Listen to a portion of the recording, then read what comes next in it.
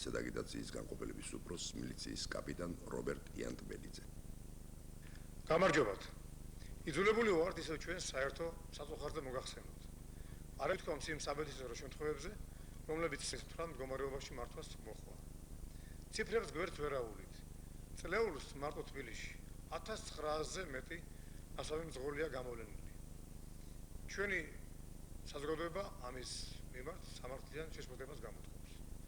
2 დეკემბერს რამოდენიმე საათის განმავლობაში ავტომანქანის საჭრელს ჩამოვაცილეთ 30 ნასვამი მძღოლი.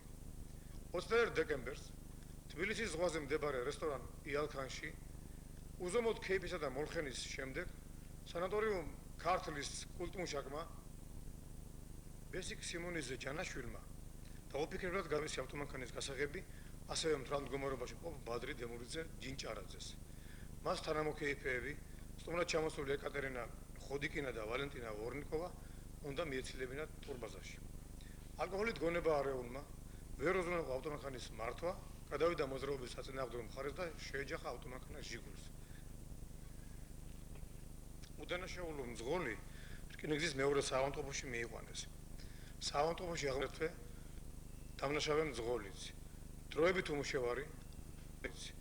დროებით უმუშევარი თემკის მესამე მიკრორაიონის მეორე კვარტლის 33 კორპუსში მცხოვრები ბადრი დემურიძე ჯინჭარაძე, რომელსაც არც მართვის მოწმობა ჰქონდა თან. ქალაქ ოდესიდან ჩამოსული 23 წლის ვალენტინა ანდრეას ასული ვორნიკოვა და 22 წლის რიაზანელი ეკატერინა პეტრესასული ხოდიკინა. უფრო გასაოცარია ის, რომ მათ მეგობართან ამეინახეებს კაკაშვილს, მეტრეველს, ბოცვაძეს, არჩვაძეს, ძამაშვილს, ხოსიტაშვილს, ბუჟღულაშვილს, ხვედელიძეს, ივანაშვილს და ბასევსკაიას აზრადაც არ მოსვლიათ აეგრძალათ ბადრი ჯინჭარაძესათვის მანქანის მართვა და მოსახდენი მოხდა. წუხელის ღამის პირველ საათზე მარცხენა სანაპიროზე ხეთაგუროვის ქუჩის მე-40 სახლის წინ ავტომანქანა მოსკვიჩი, რომელსაც მართავდა დროებით უმუშევარი 1970 წელს დაბადებული რაჩიკ ალბერტიძე სარკისოვი, გადავიდა მოძრაობის საწინააღმდეგო მხარეს და დაეჯახა ავტომანქანა კამას, რომელიც ეკუთვნის ზუგდიდის რაიონის სოფელ ოდიშის ჩაის გადამწვან ფაბრიკას. დაჯახების შედეგად მოსკვიჩში მჯდომი ორივე მოქალაქე გარდაიცვალა.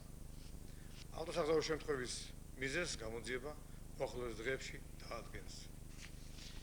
ახლა რამდენიმე მოყვარულ და პროფესიონალ მძღოლს წარმოგიდგენთ, რომლებიც მთვრალები მართავდნენ ავტომანქანას.